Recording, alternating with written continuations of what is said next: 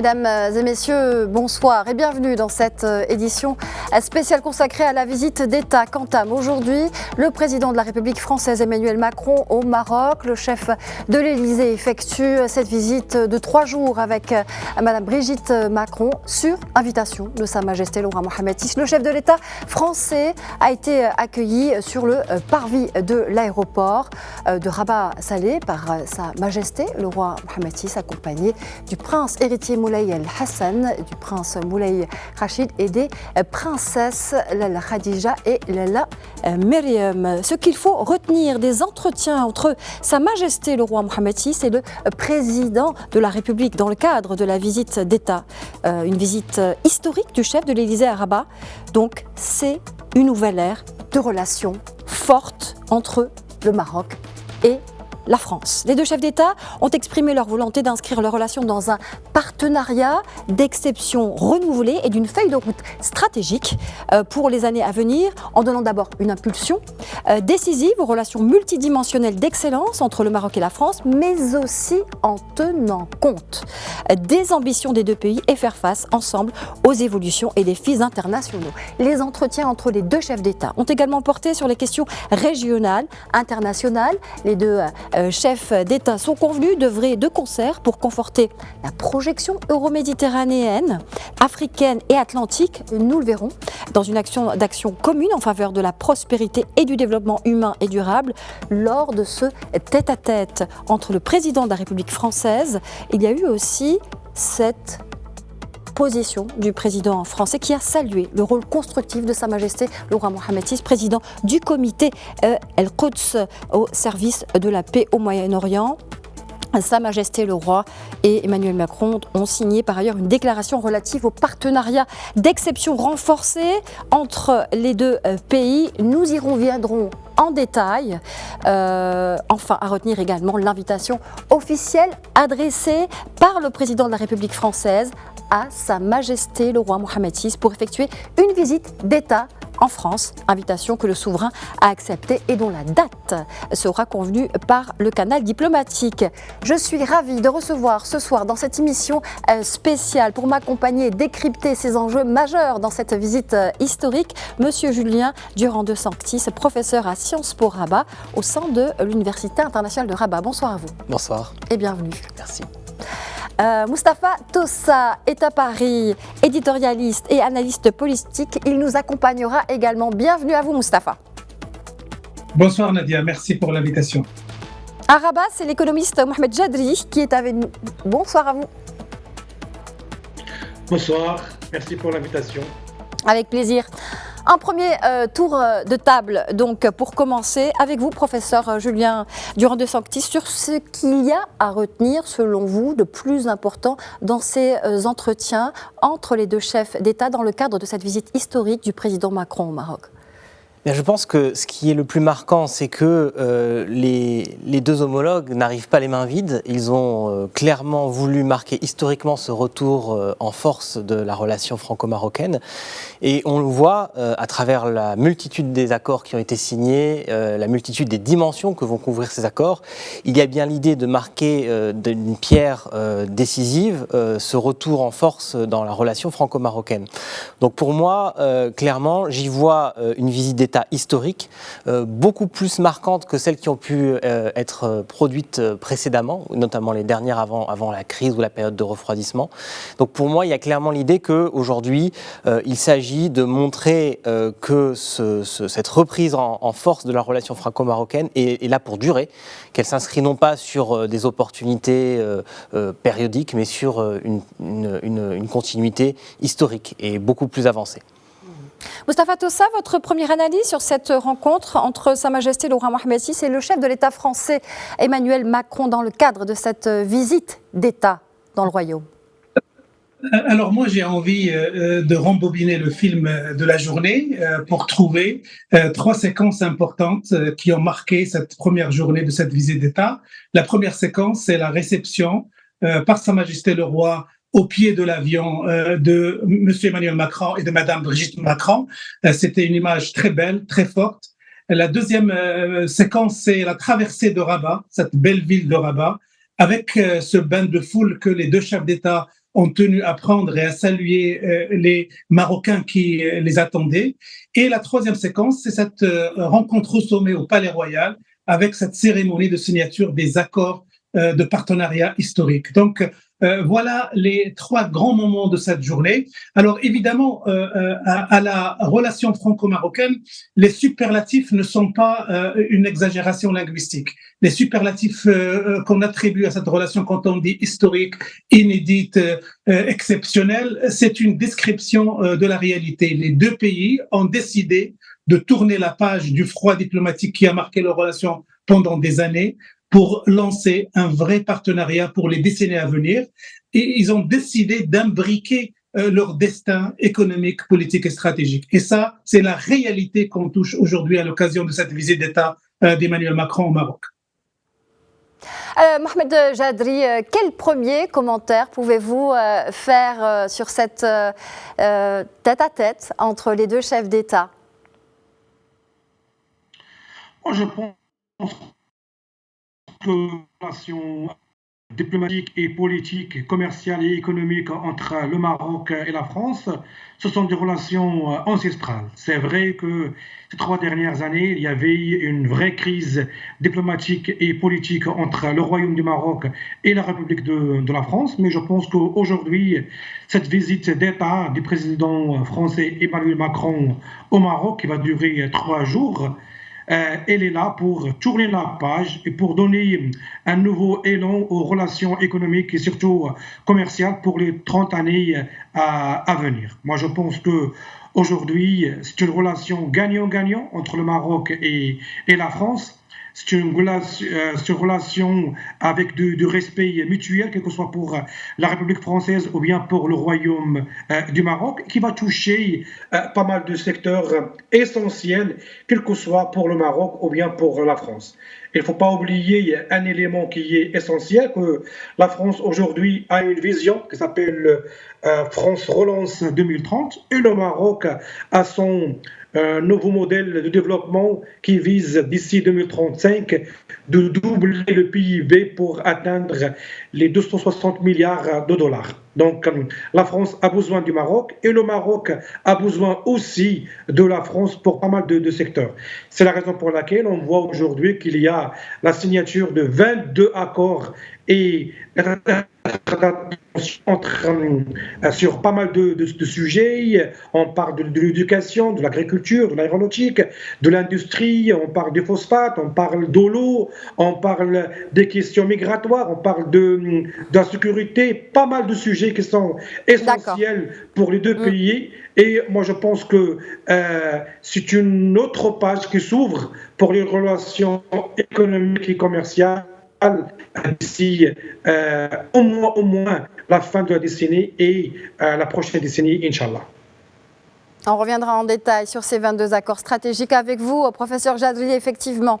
Alors, dans ces entretiens, le président de la République française a salué le rôle constructif de Sa Majesté le roi Mohammed VI, président du comité El-Quds au service de la paix au Moyen-Orient. Sa Majesté le roi Mohammed VI et Emmanuel Macron ont une première réaction à cette position française, une première de Paris sur le dossier du Proche-Orient. C'est une question qui s'adresse à vous, Moustapha Tossa.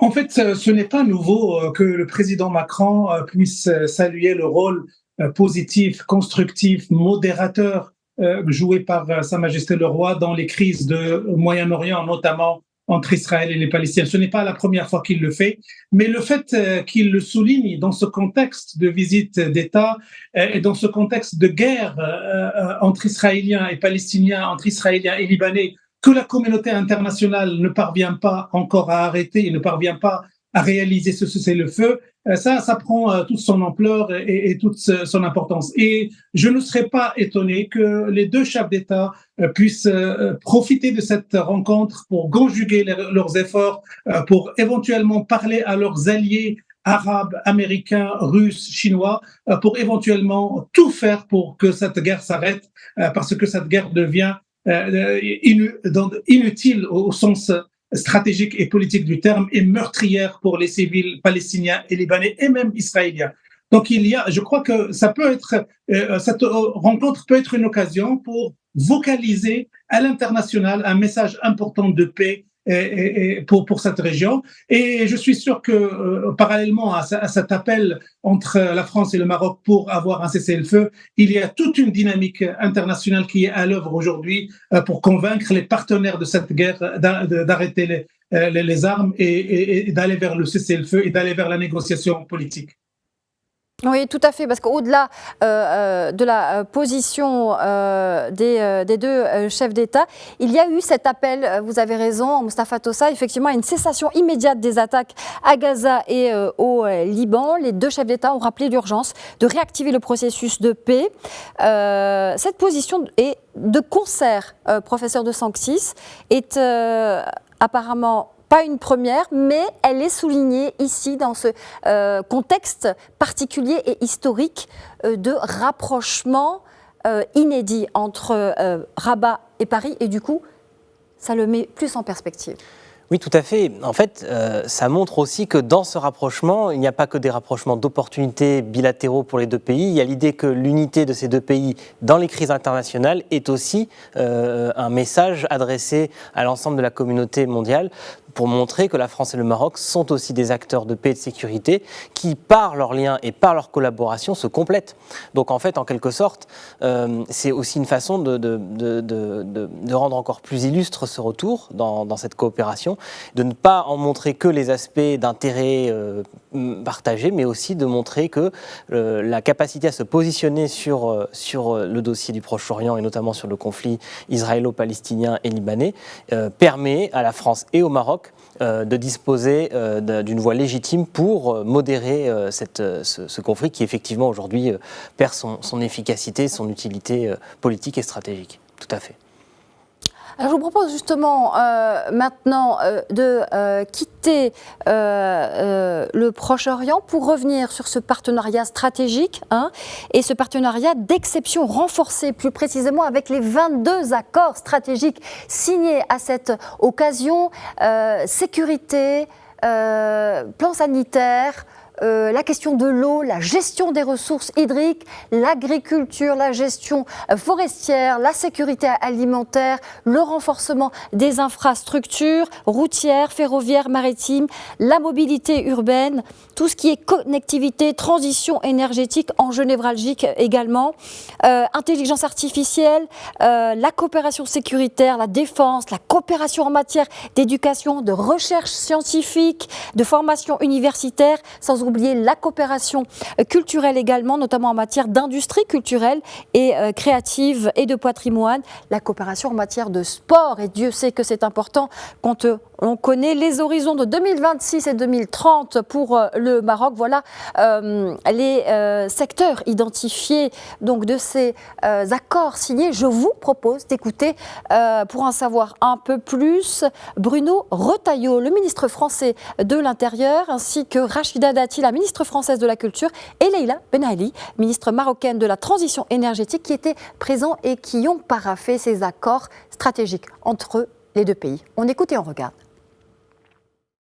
J'ai signé des accords qui concernent la protection civile, la sécurité civile. C'est simplement une expression de l'amitié entre nos deux pays. Et moi, je suis très très attaché à cette amitié entre la France et le Maroc. Comptez sur moi pour pouvoir l'approfondir. Deux accords. Le premier est un accord cadre qui va nous permettre d'envisager sur des risques naturels qui sont importants, auxquels nos deux pays ont à faire face, une étroite collaboration. Et puis l'autre est plus spécifique. Il concerne justement les techniques de lutte contre les feux géants, les feux de forêt notamment, avec les instruments aériens comme les bombardiers d'eau. En ce qui me concerne dans le domaine culturel, nous allons évidemment avoir une coopération de plus en plus importante. J'avais déjà pré-signé des accords avec mon homologue marocain lors du Festival de Cannes la dernière fois sur des accords de fond qui concernent quoi ? Qui concernent le patrimoine, parce que le Maroc est très engagé dans son patrimoine. Son histoire est tellement forte dans la valorisation de ce patrimoine, évidemment dans le livre avec la traduction. Nous avons ce partenariat dans ce domaine-là, dans le gaming, puisque vous avez un ministre de la Culture qui est très engagé sur ce sujet et tellement engagé que nous avons signé un accord financier, un accord de formation, un accord aussi de création, puisque aussi bien le Centre national du cinéma est partenaire, que ce soit le ministère de la Culture, que ce soit l'ensemble des industries culturelles et créatives qui sont partenaires maintenant avec le Maroc pour apporter un financement qui apporte aussi de la formation, de la création, mais aussi ce qu'on appelle un accord de mobilité. Déjà, nous sommes très contents des signatures, des nombreuses signatures qu'il y a eu aujourd'hui dans le secteur de l'énergie, de la connectivité énergétique, de la connectivité entre l'Afrique, l'Europe et le bassin atlantique, et bien entendu également la signature dans le cadre de l'offre Maroc, parce que cela a permis justement de montrer une nouvelle dynamique, de montrer que cette offre Maroc qui a été faite en toute transparence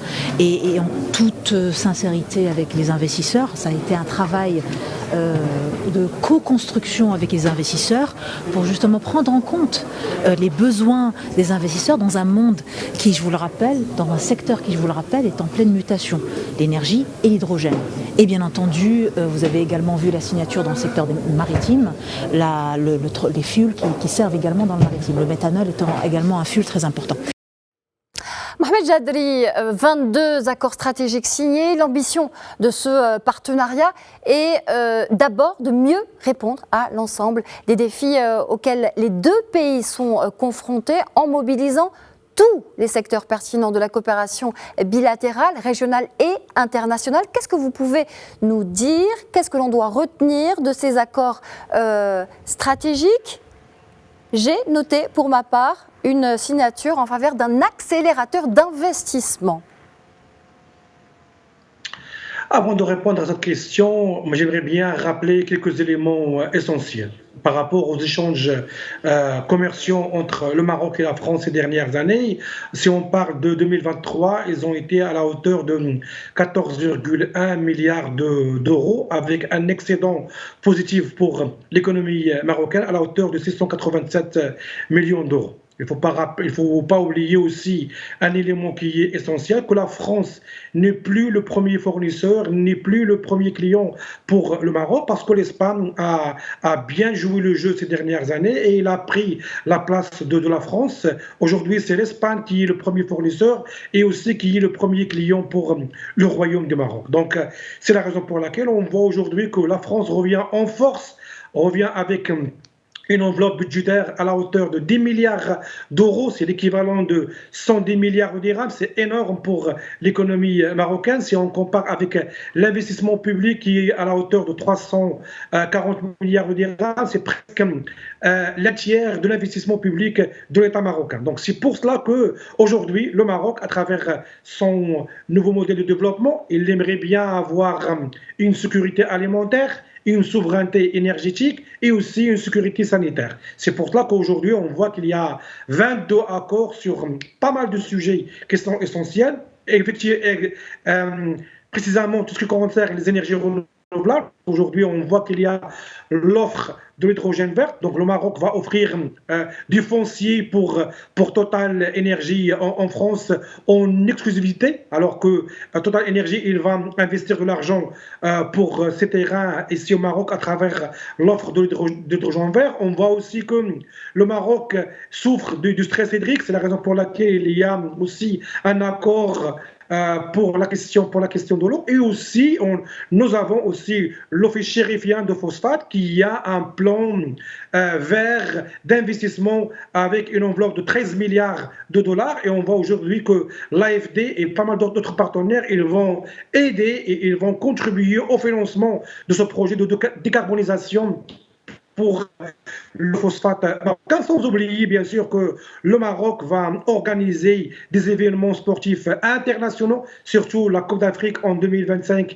et la Coupe du Monde en 2030. C'est la raison pour laquelle on voit aujourd'hui qu'il y a la signature de l'accord avec l'ONCF marocain par rapport à la prolongation de la ligne ferroviaire, surtout la ligne de grande vitesse entre Kénitra et Marrakech. Et bien sûr, par la suite, on va y aller à Agadir. Donc, ce sont des projets, ce sont des accords essentiels pour le Royaume du Maroc et aussi pour la République française. Moi, je pense qu'aujourd'hui, c'est une nouvelle page qui s'ouvre pour les relations commerciale et économique, et c'est très bénéfique pour l'économie marocaine parce qu'aujourd'hui on voit qu'il y a de la concurrence entre l'Espagne, l'Allemagne, la France, la Grande-Bretagne et aussi la Chine. Ce sont des projets colossaux. On voit qu'aujourd'hui aussi le Maroc il aimerait bien avoir son savoir-faire par rapport à tout ce qui concerne l'aéronautique. On voit qu'il y aura une usine de montage de pièces automobiles, aussi, surtout pour les moteurs d'avions ici au Maroc. C'est un transfert de compétences, c'est un transfert de savoir-faire. C'est ce qu'on a réussi par rapport à notre industrie automobile. Aujourd'hui, on aimerait bien le calquer par rapport à notre industrie aéronautique. Ce sont, moi je pense, des accords qui vont aller au-delà de 2030 et qui vont générer de la richesse, qui vont générer aussi de postes d'emploi, quel que soit pour la France ou bien aussi pour le Maroc. Oui, ils iront au-delà de 2030 puisque c'est un partenariat qui s'inscrit sur des décennies. Il a même été question de 30 ans. Alors on va continuer de parler de ce partenariat d'exception renforcé avec vous, Moustapha Tossé, et avec un point d'une importance névralgique, il me semble, dans ce partenariat exceptionnel renforcé. Les deux chefs d'État ont également réaffirmé que l'action conjointe de leur pays sur les plans bilatéral, international, resterait fondée sur les principes suivants. Je vais être exhaustive sur ces principes-là parce qu'il me semble qu'ils participent de cette nouvelle équation géopolitique, géostratégique entre les deux pays. Le premier principe, c'est la relation d'État à État, l'égalité souveraine, la non-ingérence dans les affaires intérieures et les choix de politique étrangère, le respect des engagements pris, la confiance, la transparence, la consultation précoce, la solidarité et la responsabilité de chacun envers l'autre. On avait parlé dans une émission précédente, Moustapha Tossé, de cette importance de soutenir les souverainetés respectives. Il me semble que l'on joint l'acte à la parole dans cette déclaration conjointe. Oui, c'est vrai, Nadia, on juge un partenariat dit exceptionnel ou stratégique à sa capacité d'investir dans le multisectoriel. Et là, on a l'impression qu'il n'y a aucun domaine qui a été laissé au hasard. Il y a un appétit franco-marocain pour coordonner des actions dans tous les secteurs, sans exception.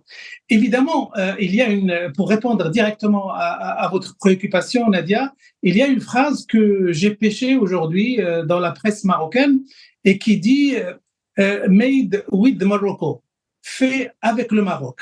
Et ça nous donne une idée sur l'esprit de ce partenariat qui est en train d'être fabriqué aujourd'hui à l'occasion de cette visite d'État et qui est très différent du partenariat stratégique qui a été conçu dans les années 90. Dans les années 90, le Maroc était un autre pays.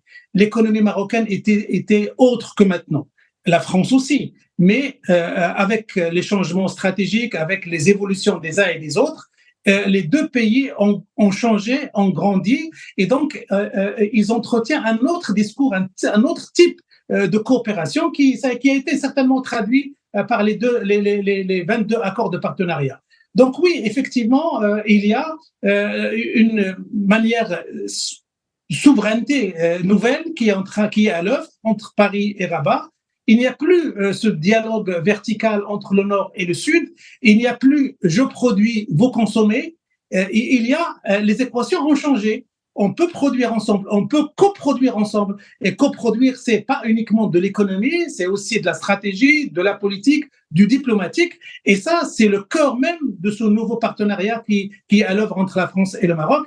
Et ça, c'est tout à fait nouveau. Et ça nous renseigne sur les évolutions qu'a connu le Maroc et sur aussi les prises de conscience, les révisions entre guillemets culturelles et politiques auxquelles des pays comme la France en Europe se sont livrés dans leurs relations avec ces pays du Sud.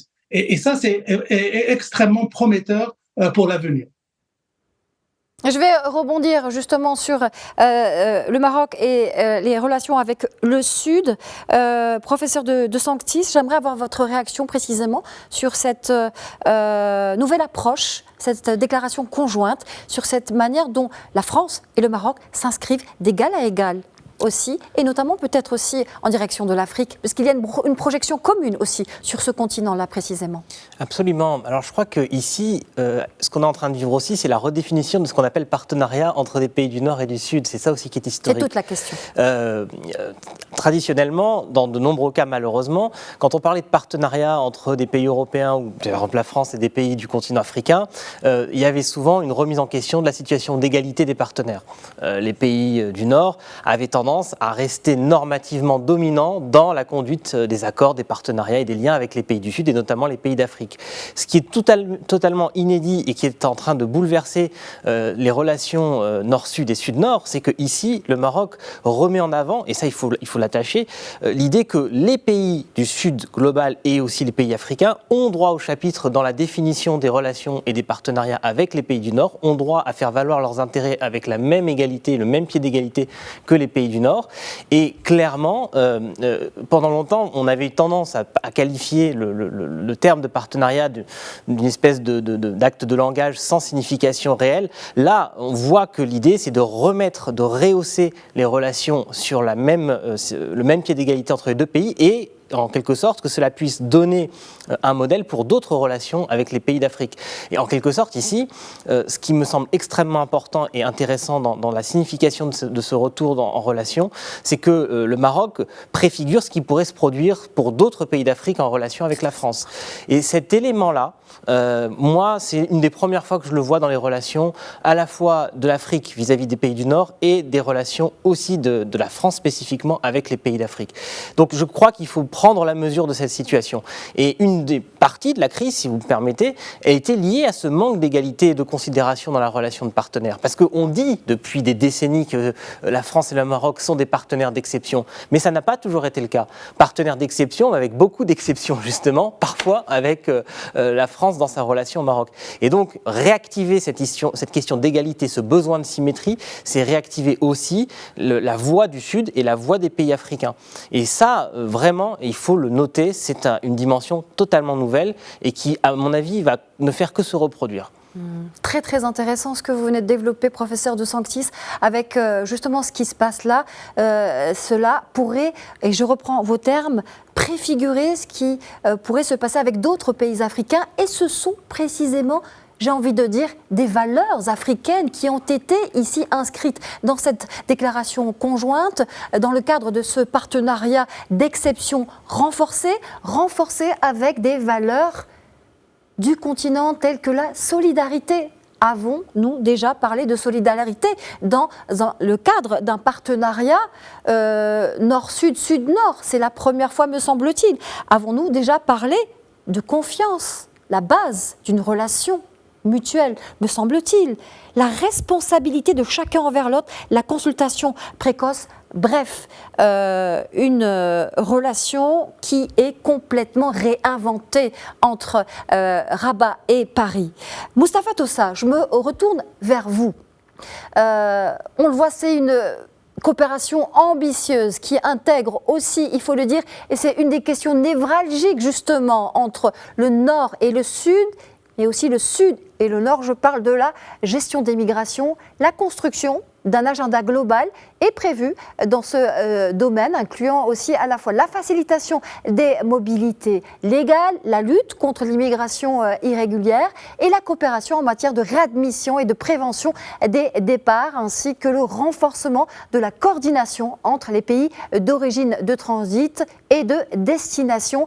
Et je souligne la fin de cette phrase, sur la base du principe de responsabilité partagée. Et ça aussi, me semble-t-il, là encore c'est nouveau, ce principe de responsabilité partagée qui s'inscrit aussi dans cette volonté de soutenir les souverainetés respectives, une équation reformulée. Oui, c'est vrai que par rapport à la crise migratoire, même si dans les déclarations que vous avez citées du ministre de l'Intérieur, Bruno Retailleau, il n'a pas repris les éléments de langage qu'il avait déjà diffusés à Paris sur les OQTF, les obligations de quitter le territoire, et sur la nécessité pour le Maroc de donner davantage de laissez-passer pour récupérer les nationaux clandestins, même s'il ne l'a pas évoquées dans cette déclaration. Moi, je suis sûr que c'est une des questions fondamentales qui a été discutée entre les autorités françaises et les autorités marocaines, pour la simple raison que cette histoire d'immigration clandestine d'OQTF est un cauchemar pour les différents gouvernements en France. Ce sont ces questions-là qui ont permis à l'extrême droite de prendre de l'ampleur jusqu'à être aux portes de l'Élysée en 2027. Et si ces pays-là, la France et l'Europe, ne traitent pas ces questions-là, l'extrême droite risque d'arriver au pouvoir dans tous les pays européens. Alors, pour revenir aussi à une idée sur ce rééquilibrage des rapports entre la France et le Maroc, il faut souligner quelque chose d'assez important.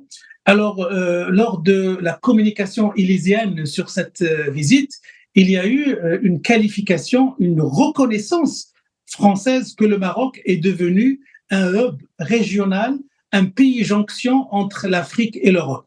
Alors, à ma connaissance, c'est la première fois où de manière officielle, on le disait dans les salons, on le disait dans les éditoriaux, on le disait dans la presse, mais c'est la première fois où dans la bouche d'un officiel, on entend cette expression de hub.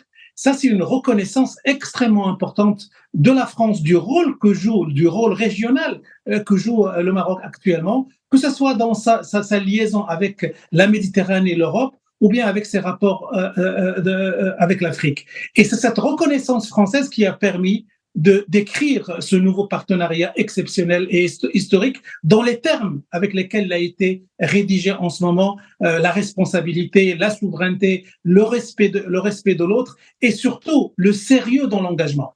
Et ça, c'est extrêmement important à souligner parce que la France d'Emmanuel Macron, après des années de froid, de bouderie, presque de rupture à un moment donné sur le plan politique, vient de reconnaître avec des termes extrêmement importants, extrêmement parlants sur le plan politique et symbolique, que le Royaume du Maroc est devenu non pas un pays du Maghreb ou de l'Afrique du Nord, mais un pays jonction entre deux continents, un hub économique, politique et stratégique. Et ça, c'est très important à reconnaître de la part d'Emmanuel Macron pour le Maroc. Oui, c'est très important, cette projection commune sur l'Afrique. On va continuer à en parler avec vous, professeur de Sanctis. Sur le plan régional, les deux chefs d'État ont souligné effectivement l'importance de leur dialogue stratégique bilatéral de l'Afrique, de l'Atlantique, des relations euro-méditerranéennes et du Proche-Orient également. Ils sont donc convenus de développer leur concertation en vue de promouvoir des initiatives communes visant à contribuer ensemble en lien avec les pays concernés à la sécurité, la stabilité et au développement de ces régions. Le président de la République, et là je rebondis sur ce que vous venez de dire, Moustapha Tossa, a salué les actions importantes menées par Sa Majesté le roi Mohammed VI pour la stabilité et le développement de l'Afrique. Il a salué les initiatives royales lancées à cet effet et de son côté, souveraineté respective, le roi Mohammed VI a dit suivre de près les efforts importants de la France pour renouveler, justement, et là on est dans la modernisation du partenariat, renouveler le partenariat entre la France, l'Europe et les pays africains et d'adapter les défis du XXIe siècle. On est en plein dans les enjeux que représente le continent africain. Alors on voit bien du côté de la France, quelle pourrait être effectivement, qu'elle pourrait gagner avec le Maroc et sa position stratégique en Afrique. Mais du côté du Maroc, quelle pourrait être la complémentarité, professeur de Sanctis ? Bon, je crois qu'aujourd'hui, la possibilité pour le Maroc de retrouver sa relation approfondie avec la France en Afrique, elle va surtout lui permettre, dans un premier temps, de disposer, malgré tout, du formidable maillage et réseau que la France maintient et entretient sur le continent, pour éventuellement continuer à se déployer et à accroître sa présence dans de nombreuses régions. Il ne faut pas oublier une chose, et ça je pense que beaucoup le savent, la projection du Maroc en Afrique, et notamment la diplomatie économique que le Maroc a conduite en Afrique depuis maintenant une vingtaine d'années, c'est quand même beaucoup concentré dans des zones qui étaient anciennement des zones où la France occupait des places économiques essentielles sur le continent. C'est-à-dire qu'il y a eu une sorte de destinée naturelle à poursuivre ce que la France avait laissé, mais en l'intégrant dans la vision et la perspective marocaine. Ce qui montre qu'effectivement, il y a bien un partenariat d'exception entre ces deux pays, y compris en Afrique, puisqu'ils partagent une communauté de destin dans leur positionnement sur le continent. Maintenant, ce qui change totalement, et ce qui à mon avis va être extrêmement intéressant, c'est que le Maroc va lui aussi être source de propositions sur les solutions africaines, notamment en matière de sécurité et de développement économique. On le voit bien maintenant avec l'initiative royale pour les pays riverains de l'Atlantique. C'est-à-dire que c'est une initiative portée par le Maroc, portée dans un contexte, encore une fois, africain, auquel la France va pouvoir s'associer également, et plus largement les pays de l'Union européenne. C'est-à-dire qu'on trouve un triptyque nouveau, dans lequel c'est le pays africain qui propose un nouveau dessin géopolitique sur le continent, mais avec le besoin essentiel des pays européens et de la France en premier, ne serait-ce que pour le réseau diplomatique, que pour la pression internationale nécessaire à construire un consensus africain. On a quand même un pays membre du Conseil de sécurité, il ne faut jamais l'oublier, qui peut donc jouer de manière plus importante sur les affaires africaines au sein de l'ONU. Donc le Maroc peut y trouver de la légitimité, peut y trouver un écho à sa propre voix qui n'est pas du tout solitaire sur des questions d'intégration en Afrique, et en même temps la France de son côté y trouve une nouvelle légitimité qui l'éloigne de plus en plus, et tant mieux, de ces démons france-africains traditionnels, où elle était un peu une voix unilatérale qui avait tendance un peu à négliger ses partenaires africains pour justement ce qu'ils étaient, des acteurs à plein titre. Donc ça, à mon avis, c'est un phénomène totalement unique et qui peut être au cœur du bénéfice des deux pays ensemble sur le continent et avec l'Europe aussi en cadre de référence. Une relation triptyque. Moustapha Tossa, j'aimerais vous entendre effectivement sur ces enjeux réciproques, sur ces enjeux respectifs, d'un côté pour le Maroc, d'un côté pour la France, en ce qui concerne la relation, au-dessus de la relation à l'Afrique, avec, comme vient de le dire le professeur de Sanctis, pour une première fois un pays africain qu'est le Maroc, qui propose des solutions, qui propose une intégration régionale. Oui, c'est vrai, il ne faut pas s'étonner que les deux pays, après avoir construit ce nouveau partenariat, puissent se lancer la main dans les projets structurants qui ont pour ambition de transformer l'Afrique.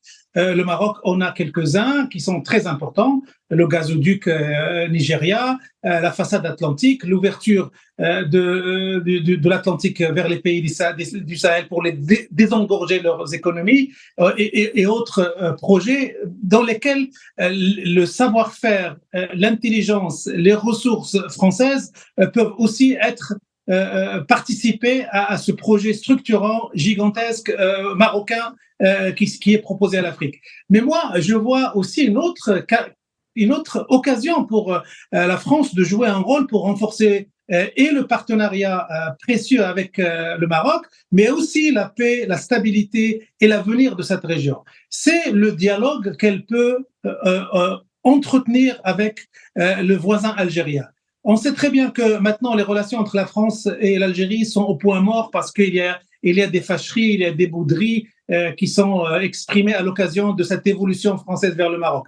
Mais il est de la responsabilité de la France, au nom des précieuses relations spécifiques qu'elle a avec l'Algérie, de tout faire pour convaincre ce régime algérien que l'histoire de Sahara, c'est fini, le match est plié, il n'y a plus aucune possibilité d'envisager un sixième État au Maghreb et qu'il faut convaincre ces Algériens, ce régime algérien, pour s'ouvrir au dialogue avec le Maroc, s'ouvrir à une solution politique avec le Maroc et les partenaires de cette crise, à savoir le Polisario, la Mauritanie et l'Algérie, comme le veut la logique des Nations Unies. Ça aussi, ça fait partie des missions stratégiques, symboliques extrêmement importantes que le président Macron peut réaliser pour justement donner de la chance à ce partenariat stratégique important pour qu'il puisse fleurir au-delà du Maroc et de la France et rejaillir sur l'ensemble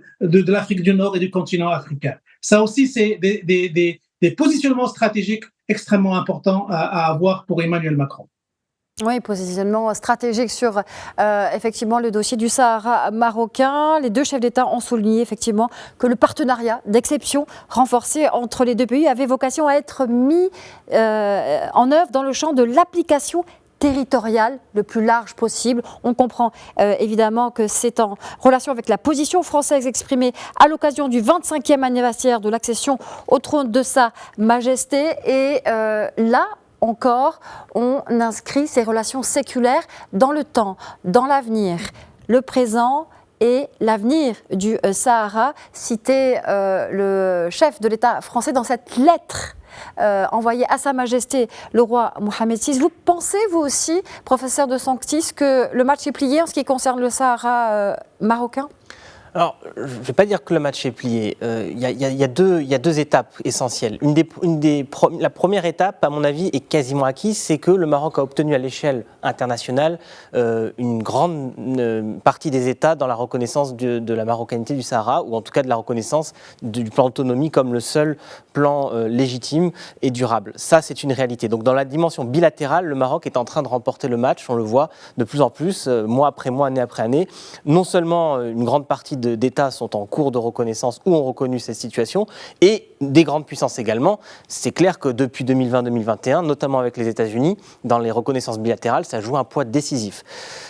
Maintenant, il y a le deuxième dossier, il y a le dossier onusien, qui n'est pas du tout terminé. Rappelons-le, le dossier du Sahara, c'est un des plus vieux dossiers de l'ONU aussi, ça fait partie des conflits historiques que l'ONU doit régler, et il ne pourra pas se régler sans passer par l'arcane onusienne. Et donc, en ce sens, maintenant, la deuxième étape, c'est d'arriver à trouver un consensus à l'ONU pour que cette reconnaissance aboutisse. Et ça, bien sûr, ça va prendre du temps, puisqu'à l'ONU, on a affaire à des processus extrêmement longs. Mais l'avantage du Maroc, c'est qu'aujourd'hui, plusieurs pays membres du Conseil de sécurité, deux fondamentaux sont de son côté. Les tractations se sont quand même bien déroulées depuis de nombreuses années. Le Maroc a été très soucieux de continuer à défendre ce dossier au sein de l'ONU en respectant les règles onusiennes. Donc cette deuxième étape, elle est plutôt prometteuse. Mais voilà, je pense qu'il faut encore être précautionneux. Il faut bien voir qu'on est quand même dans des relations internationales qui peuvent être très mouvantes, très changeantes. Mais cette stratégie a le mérite du temps, de la patience, et a clairement montré ses effets aujourd'hui. Donc je pense qu'on est sur une bonne voie. Mais il faut vraiment attendre l'étape onusienne qui va être décisive dans les prochains mois ou prochaines années. Ça, je ne peux pas le prédire, malheureusement. Alors, il y a un autre point sur lequel j'aurais aimé revenir aussi. Peut-être quelque chose qui peut paraître comme un détail, mais lors de ce partenariat d'exception renforcé, il a également été dit que les deux chefs d'État sont convenus de superviser directement le suivi de ce partenariat renforcé entre les deux pays. Ils en fixeront les priorités et donneront les impulsions nécessaires à son plein déploiement. Une supervision directe des deux chefs d'État, Moustapha Tossa. Est-ce que c'est un fait rare ? Est-ce que cela révèle aussi cette dimension stratégique d'exception du partenariat entre les deux pays ?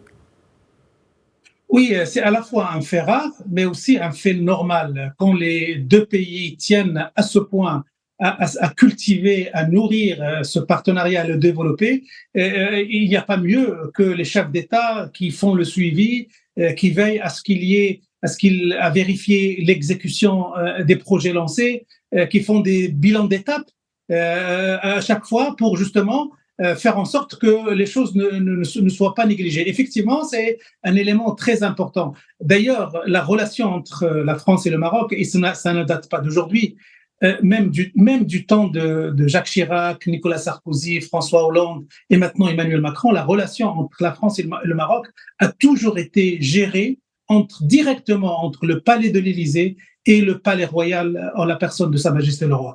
Donc, la relation avec ce pays, la relation est tellement précieuse qu'on ne peut pas la laisser comme ça, on ne peut pas la traiter de manière ordinaire.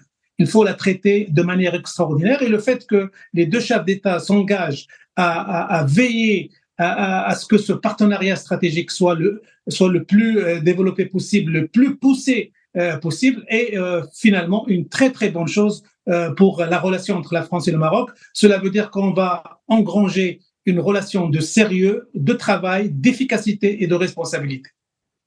Une réaction par rapport à cette supervision directe des chefs d'État du partenariat, professeur de Sanctis ? Alors, moi, je trouve, ça ne me surprend pas d'un point de vue historique. D'abord, comme l'a remarqué mon collègue, effectivement, cette relation est toujours passée par les exécutifs.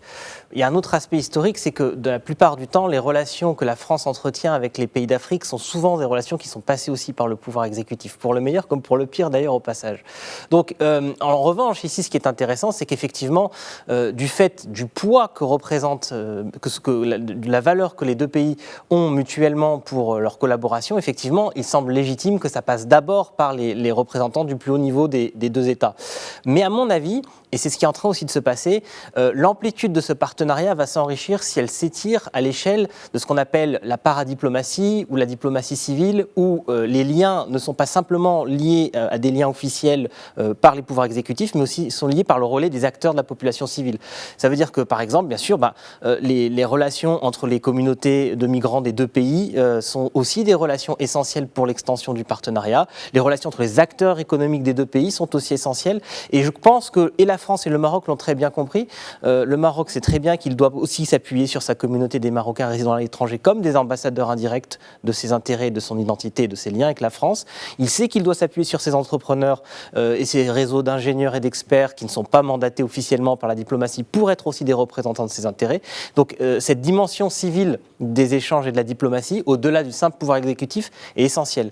Et j'ajouterais même que si on veut que ces liens s'approfondissent et s'inscrivent dans des décennies de collaboration nouvelles, ils doivent s'étirer au-delà du domaine exécutif. Donc l'exécutif reste un arbitre, évidemment, c'est celui qui cadre les grandes décisions de la coopération future, mais la vitalité de cette coopération et de ce partenariat, elle va passer par le tissu humain et social des deux pays. Elle ne pourra pas juste passer par les exécutifs et par les relations, on va dire, uniquement protocolaires et diplomatiques. Mais ça, c'est clairement prometteur et c'est ce qui va, à mon avis, se passer, vu l'amplitude des accords qui sont en train de se produire.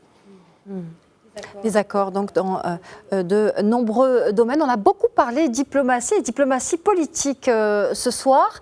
Je vous propose de parler diplomatie aussi sportive. Et quand on sait que l'Élysée a clairement avancé son souhait d'accompagner le Maroc dans son ambition de faire les grands événements sportifs qu'il va accueillir bientôt, la CAN 2025, mais aussi la Coupe du Monde en 2030, pour faire de ces événements des événements majeurs, de grande ampleur et de véritables succès. On voit que cette vitalité et cette diplomatie du sport, cette coopération aussi s'inscrit toujours à horizon 2030 et les dépasse. Et c'est stratégique aussi, Mostafa Tossa, pour les deux pays, avec Paris qui sort de son expérience, son expertise des JO 2024. Oui, c'est vrai, c'est très stratégique, mais avant de parler sport, parce que c'est un point très important, je voudrais, pour qu'on ne l'oublie pas, qu'il y a un moment très fort demain mardi, très attendu par les Marocains et les Français, très attendu par tout le monde, c'est le discours que va prononcer Emmanuel Macron devant le Parlement marocain. Et tout le monde va surveiller le langage, les mots, les postures, parce qu'il va mettre en perspective ce nouveau partenariat entre la France et le Maroc, et il va mettre aussi en perspective le soutien affirmé et affiché de la France à la marocanité du Sahara. Pour revenir au chantier du sport, effectivement, lors du dernier mondial du foot au Qatar, le Maroc était en quelque sorte un co-organisateur. Il en a tiré un bénéfice prestigieux, symbolique, celui d'organiser la CAN 2025 et la Coupe du Monde de 2030. Les Français ont dit, parce qu'on a réussi, et d'ailleurs ça a été indéniable, le succès et la réussite de l'organisation impeccable des Jeux Olympiques à Paris était incontestable. Parce qu'ils ont réussi cette épreuve, ils proposent leur savoir-faire, leur expertise pour devenir de manière directe ou indirecte des co-organisateurs avec le Maroc de la CAN ou de la Coupe du Monde 2030. Alors ça sera certainement au niveau de la sécurité, ça sera au niveau des investissements, ça sera au niveau du partenariat économique, parce que ces entreprises sportives engrangent beaucoup d'argent et beaucoup d'activités économiques. Et donc la France profite de cette visite d'État pour proposer ses services au Maroc, et je crois que d'une manière ou d'une autre, le Maroc va les accepter de bon cœur pour impliquer la France dans ces deux grandes aventures sportives qui s'apprêtent à organiser, la CAN 2025 et la Coupe du Monde 2030. Merci Moustapha Tossar pour toutes ces précisions.